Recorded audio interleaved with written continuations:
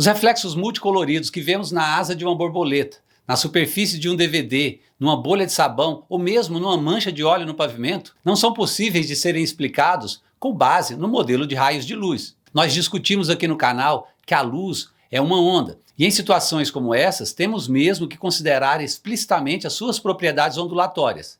E nesse vídeo eu vou discutir como esses efeitos luminosos são produzidos com base num dos mais notáveis fenômenos ópticos, a interferência da luz.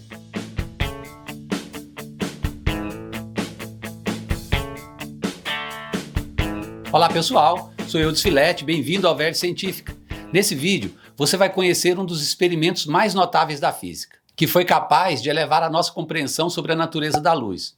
Se esse conhecimento for relevante para você, se inscreva no canal e ative o seu sininho para receber mais conteúdos como esse.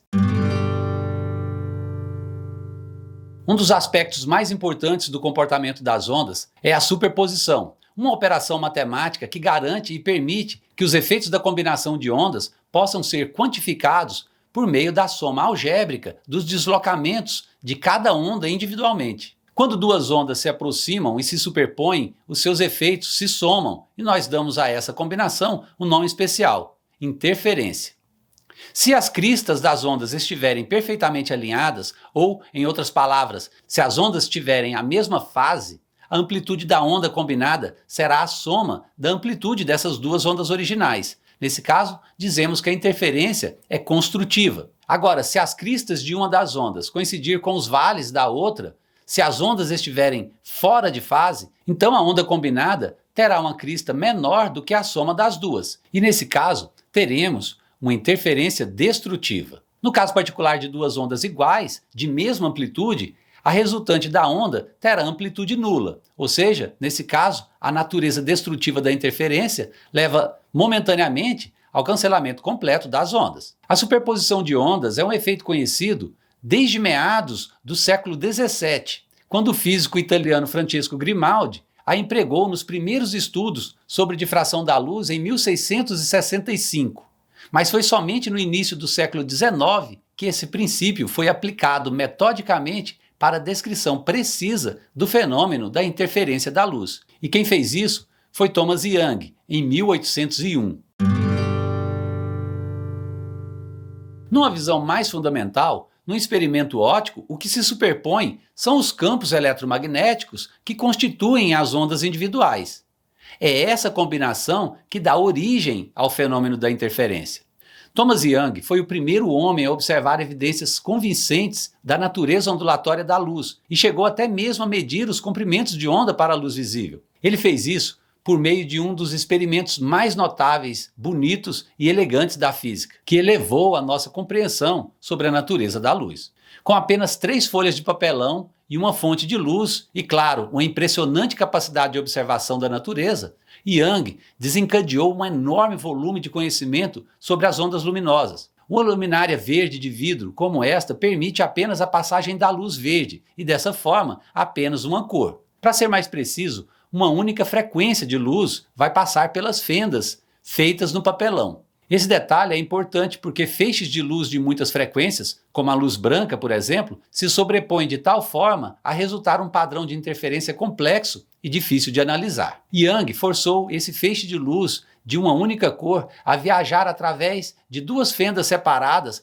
para observar que tipo de padrão a luz faria na última folha de papelão. Se a luz fosse composta de corpúsculos, como Newton pensava, ela simplesmente passaria direto pelas 2 fendas e iluminaria um papelão diretamente atrás de cada fenda.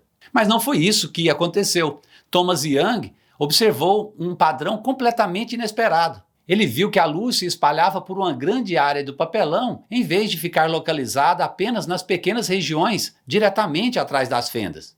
Ele interpretou esse efeito que cada fenda estava atuando como uma fonte de novas ondas, análogas às ondas de água que passam por 2 pequenas aberturas. Em outras palavras, Young aplicou o princípio de Huygens, que nós já discutimos nesse vídeo aqui, e constatou que o padrão observado era um padrão típico de 2 ondas que se interferem, ou seja, um padrão de interferência. Com isso, Young havia demonstrado que a luz era, na verdade, uma onda. Ele havia mostrado que a teoria corpuscular estava errada. A luz não era feita de partículas, como Newton havia proclamado com confiança.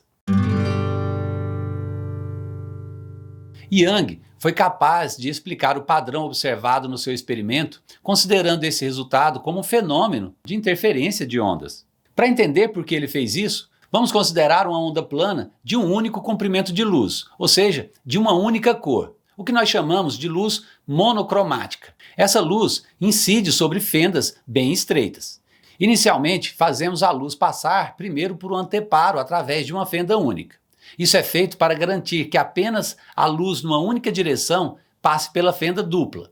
Sem essa espécie de filtro, a luz vinda de diferentes pontos da fonte de luz atingiria a fenda dupla em direções diferentes, o que borraria o padrão na tela. Quando as ondas de luz atingem as fendas duplas, essas atuam como se fossem fontes coerentes de ondas de luz, pois a luz que emerge de cada uma dessas fendas se origina da mesma fonte primária, ou seja, o feixe que atravessou a fenda única. É importante mencionar que duas fontes serão coerentes se as ondas que elas emitem mantêm uma relação de fase constante. Efetivamente, isso significa que as ondas não mudam umas em relação às outras, elas vão permanecer sincronizadas, mantendo uma diferença de fase constante ao longo do tempo. Ao passar pela fenda dupla, o feixe vai se espalhar em todas as direções. Apesar disso, podemos analisar separadamente o que ocorre para as ondas espalhadas em 3 ângulos diferentes. Por exemplo, as ondas que atingem o centro da tela com ângulo zero percorrem a mesma distância, logo elas estão em fase. A crista de uma onda vai chegar ao mesmo tempo que a crista da outra onda. Portanto, as amplitudes das duas ondas se somam para formar uma amplitude maior. Isso é uma interferência construtiva, o que produz uma região brilhante, iluminada, no centro da tela.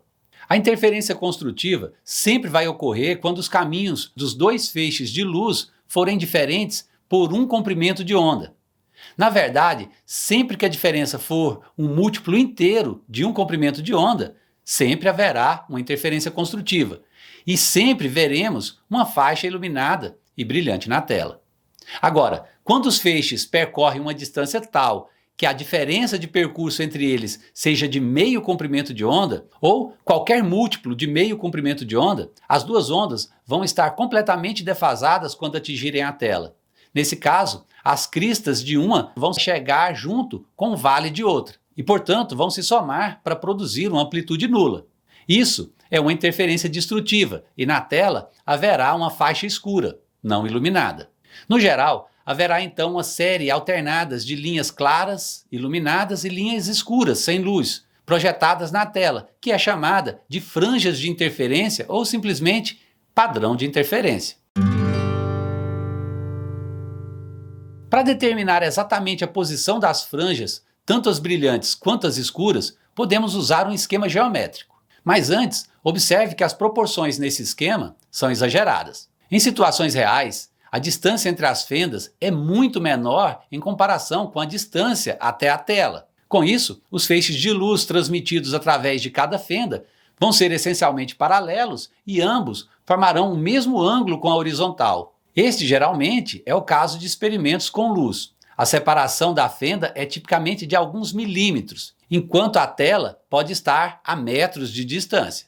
Além disso, para simplificar a análise do experimento de Young, nós vamos ignorar o fato de que a largura da fenda é finita, de forma que a luz que passa por cada uma das fendas possa ser considerada uma fonte luminosa pontual. Observe que para alcançar um ponto arbitrário na metade superior da tela, uma onda da fenda inferior tem que viajar um percurso maior do que uma onda da fenda superior.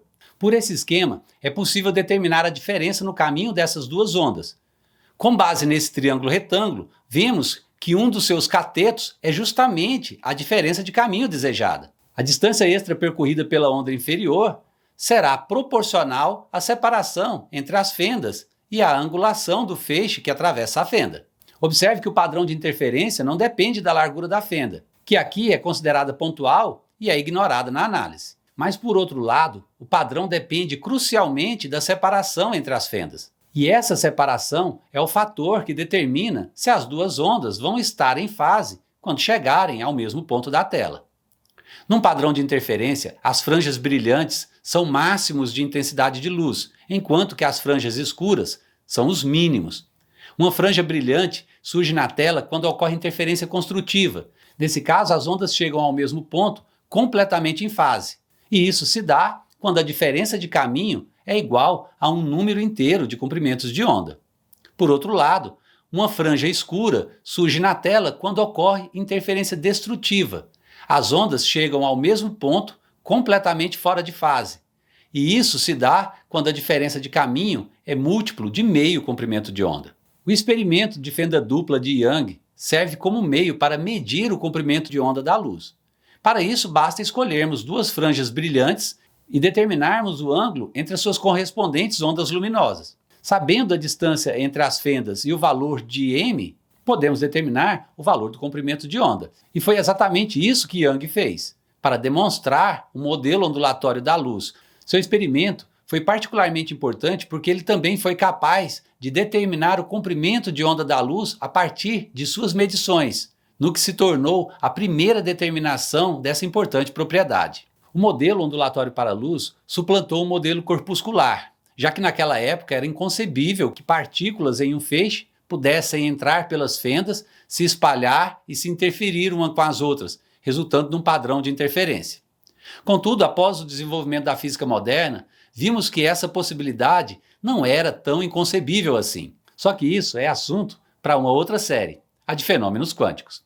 No próximo vídeo eu vou mais a fundo no fenômeno da interferência e vou discutir como é que ele embasa uma das técnicas espectroscópicas mais importantes, a interferometria. Esse vídeo termina por aqui. Se gostou, dê um like agora e se inscreva no canal.